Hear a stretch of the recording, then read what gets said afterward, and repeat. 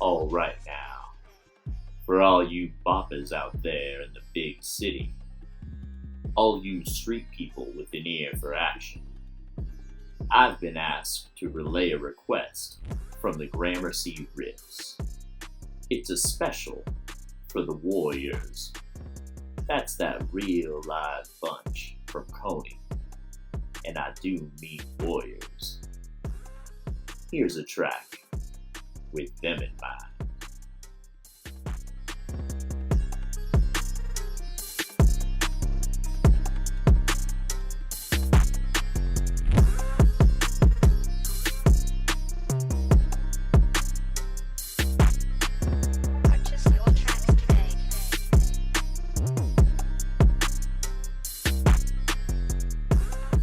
How's it going, guys? Thanks for tuning back in. It's me, Eradeek, with the Eradeek Adventures. I know right now is probably the strangest time for a lot of our lives. You know, opposing a government to the point of full-on, consistent protest is truly astounding, and it is our rights as Americans to protest our government. I wish the best for everyone out there at the protests. I plead with you to keep it a peaceful protest and don't let the violence escalate. If you look at a lot of the reports, it seems like a lot of people are going against this curfew, which is fine, but just try to continue a peaceful protest as hard as it may be. The cops are trying to agitate the forces as best they can, and they're trying to get a rise out of you. Also, there has been many noted plants of spots that have bricks that are nowhere near construction zones, but are near government property. Again, these are plants, these are setups. Don't get into them, and take note of who's starting the looting and who's starting the smashing of these things. This is an insane time we're living in.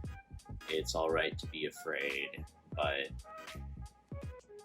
I want to empower those people that might feel afraid, hopefully, in comic books and television and movies, in books, in video games, all throughout pop culture.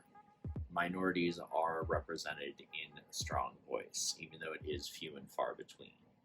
And the term POC, which normally means person or people of color, I want to use that term in a new series called The Power of Color, where we're embracing our ethnicities and we're empowering our individual selves.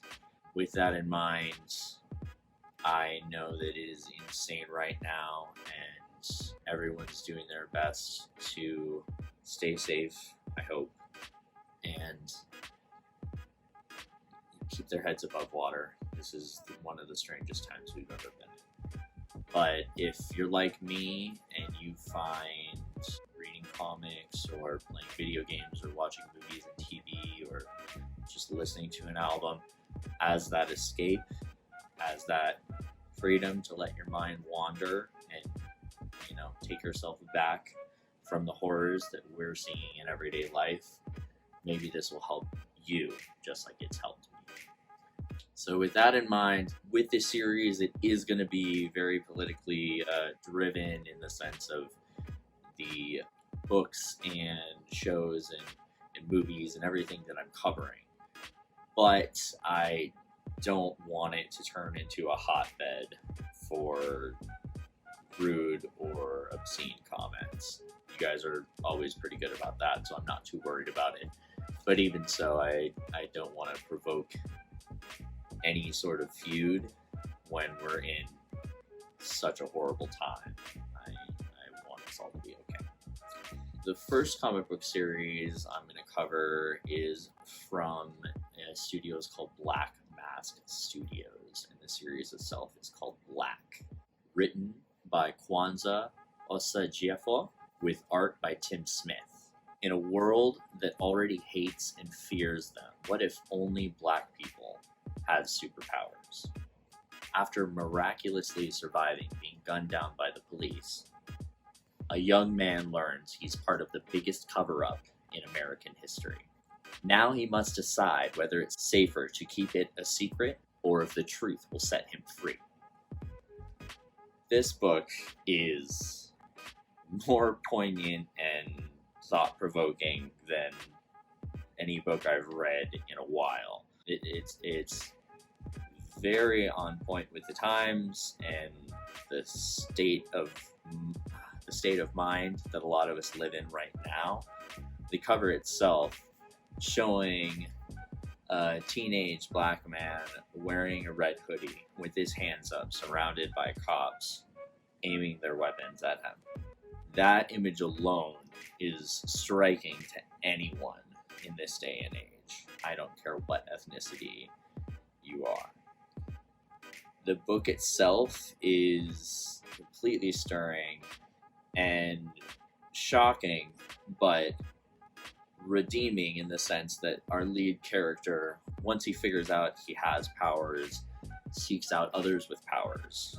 He soon learns that a lot of the others with powers have taken to being antagonists, while he thrives to be a protagonist in a society that doesn't necessarily accept him as a protagonist. Taking this role is completely on the button and totally the type of series we need right now. The artwork is gritty, being just black and white and inks, a gritty kind of 90s indies comic book vibe to it that I love. Him fighting for people that don't want them to be a hero and don't want him fighting for them is astounding. It's rock solid and it brings so much to the story. I highly recommend getting the trade for the first arc. It is 6 issues in single issue, but volume 1 is out in graphic novel form, as well as Black AF, its follow-up, where we see a young female protagonist trying to carry on in this tradition, but she's trying to do it from the aspect of a patriot. She wants to be on the side of the law, and she actually is trying to work within the system. So, completely different hero in that same universe. I haven't read Black AF, the follow-up series, but I have read Black, and I give it my seal of approval, a full mustache twirl on that, because it is a fantastic book, and please read it. It's so hard-hitting, and considering the current state we're in right now, it is a fantastically well-timed read. On to movies. Attack the Block, a creature feature that came out a few years back, written and directed by John Cornish, and it starred John Boyega, Jodie Whittaker, and Franz Drameh, featuring Nick Frost, who many of us know from Shaun of the Dead and World's End, Paul, Spaced, the old TV show where him and Simon Pegg got their start. If you haven't seen that series, definitely check it out. But I digress. A street gang in London has to defend themselves from predatory aliens on Guy Fawkes Night, which, if you don't know Guy Fawkes, that's the character that the spirit of that character is embodied in V for Vendetta. Remember, the 5th of November. That's Guy Fawkes Night. It feels like a classic monster movie in the vein of John Carpenter from the 80s, just those cheeseball, weird, visceral, good soundtrack pumping, slight gore, but more kind of alien creature gore fest. It has a lot of those feels tied with the Goonies or Stand By Me, or, one of those coming of age stories, if you will, showing a group of younger friends overcoming an obstacle. Also, all the main characters develop along with the movie in a really in a really nice way. We see them go from essentially street thugs, and they evolve into full-fledged heroes in helping their friends and helping their allies who, at the beginning of the movie, they did not see as friends by any means. Highly recommend this movie, if not for the fact that it has this bunch of hooligans who we see taking the reins, becoming the heroes when the cops can't do the job and when we have an outside threat that we need to stop. Again, it's not necessarily them versus the cops, even though the cops don't help in any way. It is them versus this alien species, but it, in my mind, is John Boyega's better starring role. I feel like he was very underutilized in the newer Star Wars trilogy, especially when almost every poster we saw him with a lightsaber and we never saw him become a full-fledged Jedi, which was quite a letdown if you ask me.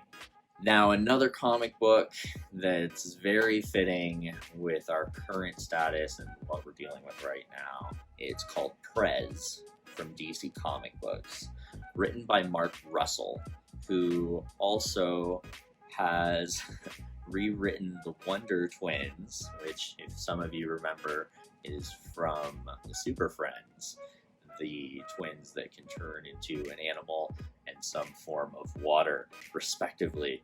Yes, just as cheesy as it sounds. But he's recently written them back into DC canon with some of the funnier, more behind the scenes, if you will, take on the Justice League and those DC heroes. Highly suggest that series from him. He also rewrote the Flintstones, with Fred Flintstone being a war vet and him reacclimating himself into current life in the Stone Age. They take a very light sitcom and make it very dark, meaningful, and brooding, and truly heartfelt and emotional. Also, he worked on the Snagglepuss Chronicles. That's right, the animated pink cat from the time of Hanna-Barbera. And he's rewritten him as a Southern gay playwright who's known for writing the most explicit, popular, and boundary pushing plays of his time. Another really amazing story, taking a casual side character and expanding them into a full thing of lore. The American people have elected a new president, Oregon teen Beth Ross, aka the Corn Dog Girl. Age restrictions were abolished when corporations gained the right to run for office. I know, this is a fictional story though, but it sounds like it has a lot of abilities to turn true. Oh my gosh. Voting booths have been replaced by social media platforms like Twitter, making anyone eligible for the nation's top job. Now, this book was written in 2016. I know, it came out at the perfect time, and it was poking fun at a certain Cheeto, but it still is scarily true how much shines forth in this book. We go from this teenage girl who is making a training video for the fast food joint she works at while she's leaning over one of her pigtails, falls into the fryer, and ruins her hair. That becomes a viral sensation. She becomes the Corn Dog Girl. Somehow, because of some hackers and the fact that the political system is so corrupt that the two parties they could vote for, no one really wanted to. Oh wow, sounds right. The hackers break into the system and swap what everyone thought people were voting for their favorite video of the week or what have you, as they clicked like on Corn Dog Girl. That was actually a vote for the presidency.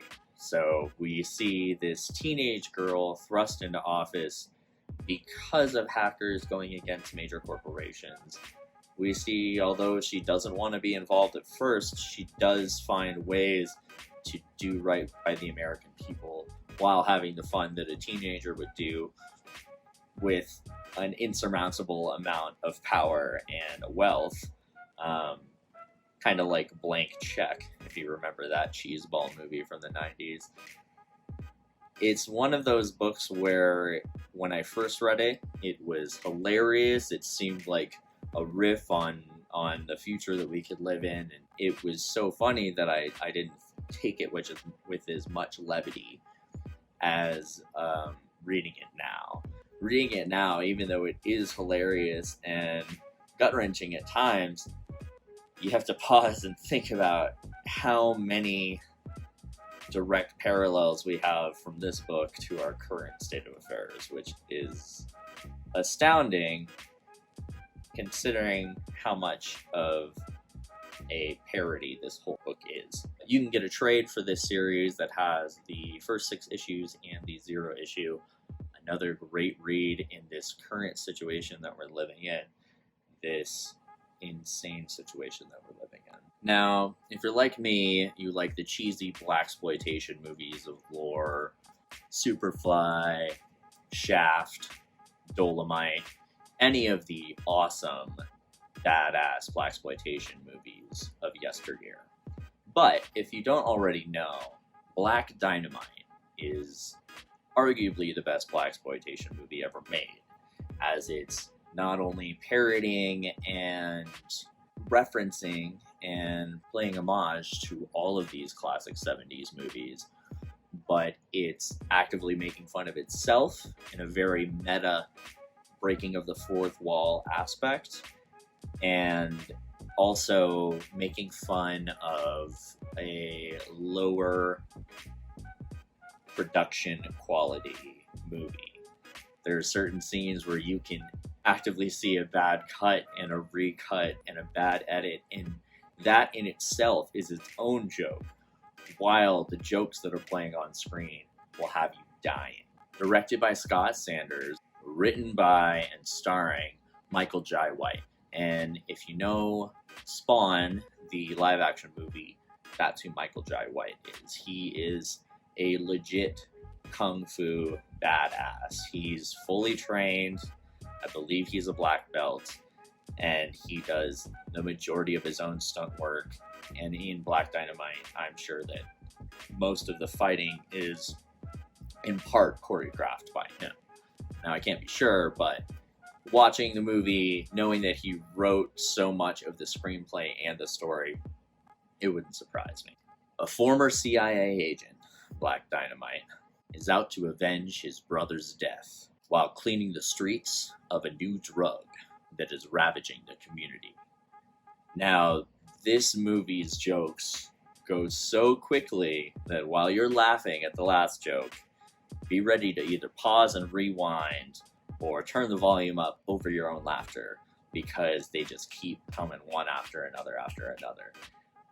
Also, some of the phrases that they say in the movie are so good, I wish I could bring them up in casual conversation and not have to backtrack and explain why I was saying what I was saying. In a time of civil unrest, and when our president is doing wrong by the American people and working against the betterment of the American people, this movie is fantastic, because in the end, we see him take it all the way to the White House. And needless to say, President Nixon is mad and he has nunchucks. This movie is top-notch cheeseball glory.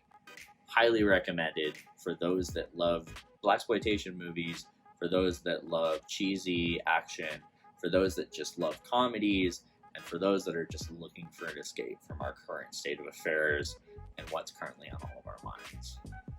Now, I know I've just tried to bring a little bit of levity to a really deep subject that we're all dealing with, but we do need justice for George Floyd and the fact that he was murdered by that officer. He should be tried for murder and not third degree. This is first degree murder, and the other 3 officers should be held accountable as well. This has been going on for way too long, and we need to stop turning a blind eye to blatant racial profiling and unnecessary incarceration, unnecessary violence. Now, the hardest part about all of this is it's very easy to get mad and it's very easy to lash out, but the sad issue is, for many people that aren't white, this is a very scary time.